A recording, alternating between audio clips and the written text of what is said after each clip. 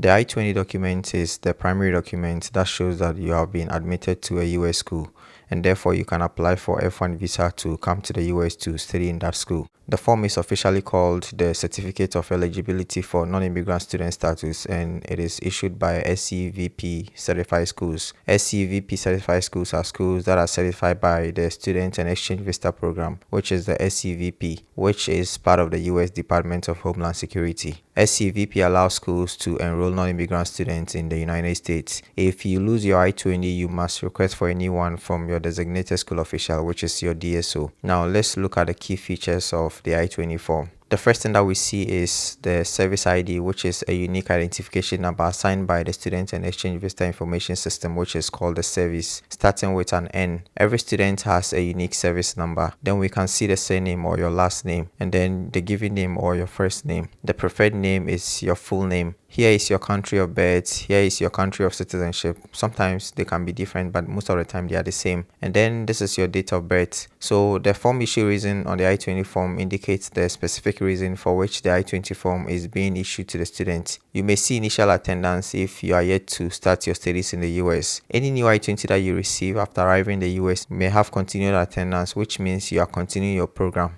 The F1 that you see here refers to the visa classification. As an F1 student, you will see F1. You may see M1 for vocational students. Now let's look at the school and program information, which is also on the page 1 of the I-20. The school name is the name of the school that has given you this I-20. And then we have the city where the school is located. And then we have the school official to contact upon arrival. This is who we call your DSO or your designated school official. And at the time, my DSO was Kirsten Lawrence, and that person is the international student advisor. And the school address is the address of the school. Usually, this is the international office because this is for international students. Here we can see the school code and approval dates. Each SEVP certified institution has a specific code that identifies the school. And so this code is unique to every school. The date we see here is probably the date when the school code was approved for the school. The next thing is for us to look at the program of study, and we can see education level. And this I-20 is for a master's program. If you're coming to do your bachelor's degree, you're going to see bachelor's. If you're coming to do your PhD, you're going to see doctorate. And then we can see program English proficiency. So they are saying that they require English proficiency. The start of class is when classes were supposed to begin at the time. And so at the time, my classes were going to begin on August 4, 2016. Here you can see Major 1 and Major 2. Major 2 is usually none. For Major 1, you are going to see the name of the program based on the CIP code of the program. This is the CIP code of the program and may be different from the name of the program as it appears on the school's website. The CIP code, or Classification of Instructional Programs code, is a numerical code used to identify and classify specific academic programs and fields of study in the United States. CIP codes are typically composed of 6 decades, which can be broken down into 3 parts. The first 2 decades represent the broad field of study. The next 2 decades indicate a more specific subfield, and the final 2 decades provide even further specificity. Here we can see English proficiency note, and here they are saying that student is proficient, which means that I can speak English. When I applied to the school, I didn't submit any English proficiency test, but the fact that I completed my bachelor's degree in a school where the language of instruction was English means I didn't have to submit any English proficiency test. Here regarding the earliest admission date, I am not too sure what this is about. This is not when I got admission because I actually got my admission in January. So I am not too sure. Probably, the date that they put on my record as my admission date or something. But yeah,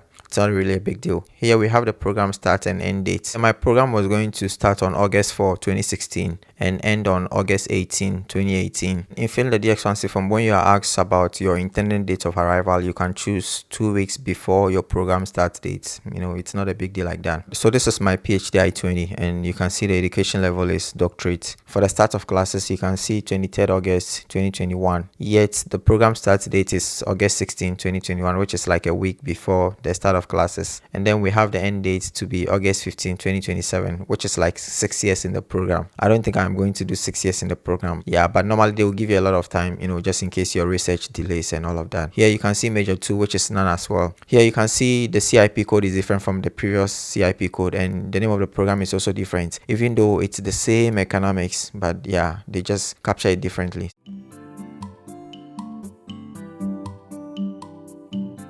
And then we have the financial information. You can see the estimated cost for 9 months. And so basically they are calculating how much you are expected to spend on tuition and fees, your living expenses, and then expenses of dependents if you are coming with your family, and then health insurance. So this is the cost of each of them. And then this is the total. This is what we call your cost of attendance. Normally 9 months is used because there is a long 3 month summer break where you don't really pay fees and other stuff. So yeah, they exclude that. So basically you are supposed to provide a proof of funds for 9 months. And then we can see the student funding for 9 months. And this has to do with how you are going to fund your studies based on the total that you see here. So we can have personal funds, we can have graduate assistantship, we can have funds from another source, funds from family, on-campus employment, and all of that. So then they will total everything here. So basically what you see here must be at least equal to what you see here. And if you don't have full funding, they will require you to submit financial document to prove that you can fund your studies. This is what I call full scholarship because I had no deficit. My estimated cost for 9 months was equal to my funding. So it's like I didn't have to provide any bank statement. I actually went for the visa interview with a bank statement even though I didn't have to. But yeah, I just didn't want to, risk anything. So yeah, that's just how it is. Now we have the school attestation. This is the part where your designated school official, your DSO, will sign and date the form. A DSO is someone who issues and signs the I-20. The DSO is responsible for reporting and updating student information in service. You should also sign and then date the form. The signature means that you agree to abide by the terms and conditions of your student visa. Your parent or legal guardian must sign and date on your behalf if you are below 18 years. Here we can see date issued, which is the date on which the I-20 was issued. This is not when I got the first I-20. This was actually when I had arrived in the US. So my first I-20 had a date, earlier than this. And then we have the work authorization.